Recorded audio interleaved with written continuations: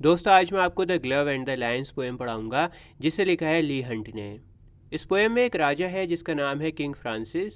और दोस्तों king Francis को ना लायंस की फाइट देखने में बड़ा मज़ा आता है। तो एक दिन क्या होता है, किंग फ्रांसिस अपने दरबारियों के साथ में बैठकर शेरों की लड़ाई देख रहे होते हैं। शेर बहुत ही खुखार, बहुत ही ख़तरनाक हैं, बहुत एग्रेसिवली वो फाइट कर रहे हैं। और किंग फ्रांसिस के साथ में बाकी सारे नोबल्स शेरों की लड़ाई को देख रहे थे। अब उन सारे नोबल्स में एक होता है Count de Lorge. Count de Lorge अपनी बिलविड के साथ में आया था शेरों की लड़ाई देखने के लिए। और इसी दौरान काउंट द लॉज की जो बिलविड होती है ना, वो ये सोचती है कि क्यों ना मैं अपने ग्लव को, अपने दस्ताने को शेरों के पास में फेंक दूँ। जहाँ पर शेर लड़ाई कर रहे हैं ना, वहाँ पर अपने ग्लव को फेंक दूँ। और फिर मेरा जो बिलविड है काउंट द लॉज, वो शेरों के पास में जाएगा, मौत के मुंह में जाएगा ख़तरों से खेलता हुआ, और मेरे लिए ग्लव लेकर आएगा वापस।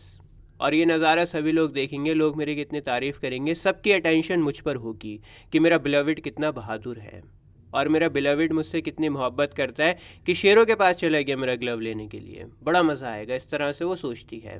और फाइनली वो अपना ग्लव फेंक देती है। अब आगे क्या होगा? क्या काउंट द लॉज अपनी जान खतरे में डालेगा? क्या वो शेरों के पास में जाएगा? जानने के लिए पूरी पोएम ध्यान से सुनिए। चलिए मैं आपको लाइन बाय लाइन समझाता हूँ। King Francis was a hearty king and loved a royal sport. दोस्तों स्टार्टिंग में किंग फ्रांसिस के बारे में बताया गया है। कहते हैं कि किंग फ्रांसिस एक शौकिया राजा हैं। हार्टी किंग का मतलब यहाँ पर है लाइवली, जॉवियल किंग, या आप कहें चेयरफुल, एनर्जेटिक। देखो हर राजा का ना अपना अलग शौक होता है। किसी को शिकार बहुत पसंद होता है, कोई लड़कियों का डांस देखना पसंद करता है, कोई संगीत का शौकीन होता है, कोई खाने पीने का शौकीन होता है। तो किंग फ्रांसिस का शौक था शेरों की लड़ाई देखना। रॉयल स्पोर्ट से यहाँ पर मतलब है शेरों की लड़ाई। And one day as his lions fought sat looking on the court. और एक दिन की बात है, शेरों की लड़ाई चल रही थी और किंग फ्रांसिस दरबार में बैठकर लड़ाई को देख रहे थे। The nobles filled the benches and the ladies in their pride. और दोस्तों किंग फ्रांसिस के साथ साथ वहाँ शाही और अमीर लोग भी थे जो बेंचेस के ऊपर बैठे हुए थे। नोबल्स का यहाँ पर मतलब है शाही और अमीर लोग, हाई रैंकिंग वाले लोग। और वहाँ औरतें भी थीं जो बड़ी शान से वहाँ पर बैठी हुई थीं। And amongst them sat the Count de Lorge with one for whom he sighed। और उन्हीं शाही अमीर लोगों में से एक था काउंट द लॉज। दोस्तों मैं आपको बता दूं कि काउंट एक टाइटल है। काउंट नाम नहीं है, एक टाइटल है। जैसे लॉर्ड होता है, इंडिया में हम लोग बादशाह कहते थे, महाराज कहते थे। तो काउंट एक टाइटल है और द लॉज नाम है। और दोस्तों काउंट द लॉज अपनी बिलविड के साथ में आया हुआ है। With one for whom he sighed का मतलब है कि काउंट द लॉज उस लड़की के साथ में बैठा हुआ है जिससे वो मोहब्बत करता है। And truly it was a gallant thing to see that crowning show. और वाकई वो नज़ारा देखने लायक था। दोस्तों गैलेंट का मतलब है बहादुर। देखो वहाँ पर शेरों की लड़ाई हो रही है, इतना ख़तरनाक तरह से शेर लड़ रहे हैं, तो शेरों की इस लड़ाई को देखना बहुत बहादुरी का काम है। Valour and love and a king above and the royal beast below. वहाँ पर वेलर और लव था। वेलर का मतलब होता है बहादुरी। भाई शेर लड़ रहे हैं, इतना खुखार, इतने भयंकर तरह से लड़ रहे हैं, तो वहाँ पे बहादुरी तो है। उन शेरों को देखना बहादुरी का काम है। और वहाँ पे लव भी है क्योंकि काउंट द लॉज अपनी बिलविड के साथ में आया हुआ था।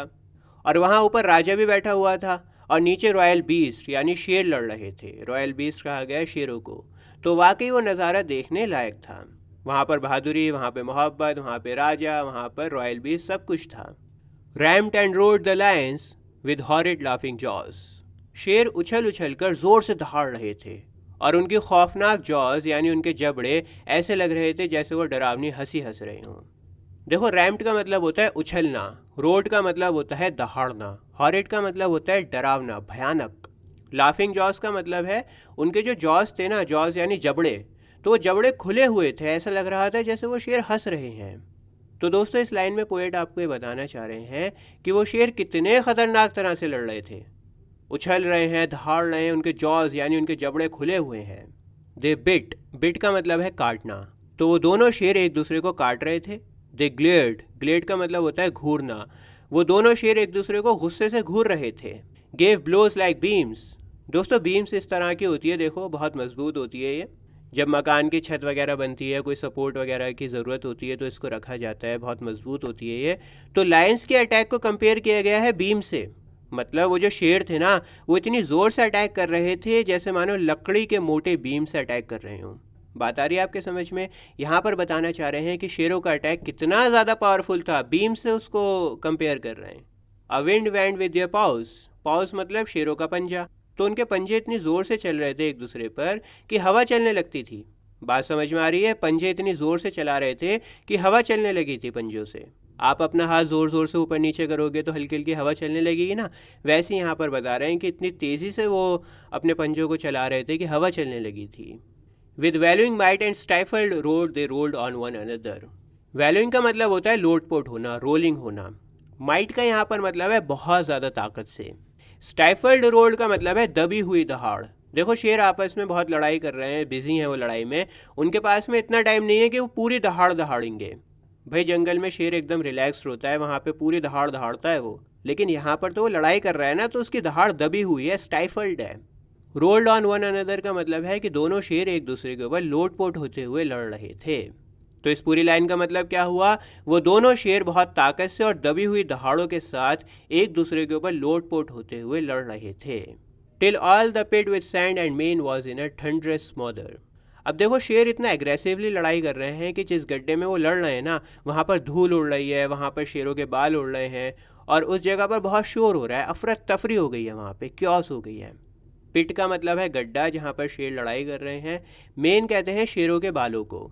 थंडरस का मतलब होता है बहुत तेज़ आवाज़, जैसे बिजली की तेज़ आवाज़ होती है ना, वैसी तेज़ आवाज़।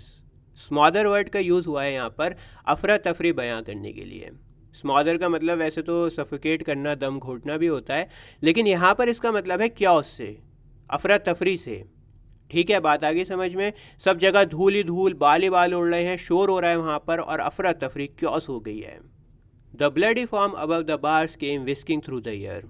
और खून में मिले हुए झाग पिंजरे की सलाखों के ऊपर से आ रहे थे। खून में मिले हुए झाग उड़ रहे थे हवा में, बिखर रहे थे हवा में। रुको मैं आपको समझाता हूँ। देखो आपको पता है कि शेर बहुत ज़्यादा एग्रेसिवली लड़ाई कर रहे हैं, पंजे मार रहे हैं एक दूसरे से, लोट पोट हो रहे हैं, तो खून भी बहेगा ना। और वो खून झाग में मिलकर हवा में बह रहा था, पिंजरे की सलाखों के ऊपर से आ रहा था। बार्स का मतलब यहाँ पर है जो पिंजरे की सलाखें होती हैं, जो सरिये होते हैं, सरिये लगे हुए थे वहाँ पे, पिंजरा बना हुआ था ताकि शेर गड्ढे में ही रहे। विस्किंग का मतलब होता है तेज़ी से उड़ना। तो बात आ गई समझ में? खून में मिले हुए झाग पिंजरे की सलाखों के ऊपर से उड़ रहे थे, हवा में बह रहे थे वो। Said Francis then, faith gentleman, we are better here than there. तो ये सब नज़ारा देख कर ना किंग फ्रांसिस ने कहा, सच कहूँ जेंटलमैन, शुक्र है कि हम यहाँ ऊपर सेफ हैं, बजाय इसके कि हम नीचे इन शेरों के पास में होते। भाई शेर इतने खुखार हैं, इतने ख़तरनाक तरह से वो लड़ाई कर रहे हैं, तो शुक्र कर रहे हैं किंग फ्रांसिस। कहते हैं कि शुक्र है हम यहाँ पर सेफ बैठे हुए हैं, बजाय इसके कि हम उन शेरों के बीच में होते। The lords love overheard the king. अब दोस्तों काउंट द लॉर्ड्स की बिलविड वहीं पर बैठी हुई थी और उसने किंग फ्रांसिस की बातों को सुन लिया। किंग फ्रांसिस ने कहा था ना कि शुक्र है हम यहाँ पर ऊपर बैठे हुए हैं, इन शेरों के पास में नहीं है। तो वो बातें उस लड़की ने सुन ली सारी। A beauteous, lively dame with smiling lips and sharp, bright eyes, which always seemed the same. वो एक बहुत ही खूबसूरत और चंचल लड़की थी और उसके होठों के ऊपर ना हमेशा मुस्कुराहट रहती थी और उसकी तेज़ चमकदार आंखें हमेशा एक जैसी दिखाई देती थीं। दोस्तों यहाँ पर पोएट ने बहुत हल्का सा हिंट दिया आपको, मैं आपको समझाता हूँ। देखो मुस्कुराने से पता लगता है कि आप फ्रेंडली हो। चमकदार आंखें भी ये बताती हैं कि इंसान फ्रेंडली है, अच्छे से एक्साइटेड होकर मिलता है। लेकिन फिर ऐसा लिखा हुआ है कि हमेशा उसकी आंखें चमकती रहती हैं, वो मुस्कुराती रहती है। यहाँ पर हल्का सा हिंट है पोएट का।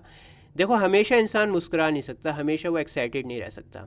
अगर कोई इंसान हमेशा मुस्कुराता रहता है, हमेशा एक्साइटेड रहता है, इट मीन्स उसने मुखौटा ओढ़ रखा है, वो फेक है, वो इंसान मैनिपुलेटिव है। अगर कोई इंसान रियल होगा तो उसकी लड़ाई भी होगी, उसका मूड भी ख़राब होगा, उसे गुस्सा भी आएगा। लेकिन अगर कोई इंसान हमेशा मुस्कुरा रहा है, हमेशा एक्साइटेड है, इट मीन्स कि वो अपने इमोशंस को छुपा रहा है और वो बड़ा ख़तरनाक इंसान है। तो ये लड़की ठीक नहीं है, बड़ी मैनिपुलेटिव और ख़तरनाक है। इसने मुखौटा ओढ़ रखा है अपने चेहरे पर, क्योंकि हमेशा एक्साइटेड, हमेशा मुस्कुराती रहती है। और देखो आगे क्या लिखा हुआ है, she thought the Count my lover is brave as brave can be. और उस लड़की ने सोचा कि मेरा बिलविड काउंट डिलॉज बहुत बहुत बहुत बहुत बहादुर है, जितना बहादुर हो सकता है उतना बहादुर है। He surely would do wondrous things to show his love of me. और काउंट द लॉज ज़रूर कोई ऐसा हैरत अंगेज़ काम करेगा जिससे उसका प्यार साबित हो सके, जिससे पता लग सके कि वो मुझसे कितनी मोहब्बत करता है। मेरे प्यार के लिए तो वो किसी भी हद तक जा सकता है, कोई भी ख़तरा मोल ले सकता है, कुछ भी कर सकता है। King, ladies, lovers, all look on, the occasion is divine. I drop my glove to prove his love, great glory will be mine. तो उस लड़की ने सोचा कि यहाँ पर तो राजा भी है, यहाँ पर सभी औरतें भी मौजूद हैं, अब देखो यहाँ पे ध्यान दो, यहाँ पे लिखा हुआ है लेडीज़, जेंट्स लिखा हुआ ही नहीं है यहाँ पे। तो हो सकता है कि वो लड़की जेलस फील कराना चाहती हो बाकी सारी लड़कियों को कि देखो मेरा बिलविड कितना बहादुर है। और यहाँ पर लवर्स भी हैं, तो सभी लोग यहाँ पर आए हुए हैं शेर की लड़ाई को देखने के लिए। और ये मौका बहुत ही अच्छा है, बहुत ही बेहतरीन मौका है ये। सबकी अटेंशन रहेगी मेरे ऊपर, सब लोग ये नज़ारा देखेंगे तो बढ़िया मौका है। और मैं अपने ग्लव को नीचे गिरा दूंगी, और जब मैं अपने ग्लव को गिराऊंगी तो फिर मेरा बिलविड काउंट द लॉज अपना प्यार साबित करेगा, मेरा ग्लव लेकर आएगा वापस, और फिर सब लोग मुझे देखेंगे, बहुत शोहरत मुझे मिलेगी, सबकी अटेंशन मुझ पर होगी, सब मेरी वाह वाह करेंगे। She dropped her glove to prove his love then looked at him and smiled. तो प्लान के अकॉर्डिंग उसने अपने ग्लव यानी अपने दस्ताने को गिरा दिया ताकि काउंट द लॉज अपने प्यार को साबित कर सके। और फिर वो लड़की काउंट द लॉज की तरफ देखकर मुस्कुरा देती है। He bowed and in a moment leaped among the lions wild. दोस्तों काउंट द लॉज ने उस लड़की के सामने झुककर सलाम किया। झुककर सलाम किया मतलब चैलेंज को एक्सेप्ट कर लिया, और अगले ही पल जंगली शेरों के बीच में छलांग लगा दी।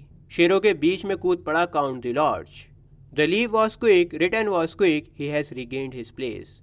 काउंट द लॉज ने बहुत तेज़ी से छलांग लगाई और उतनी ही तेज़ी से ग्लव उठाया और सेफली वापस अपनी जगह के ऊपर आ गया।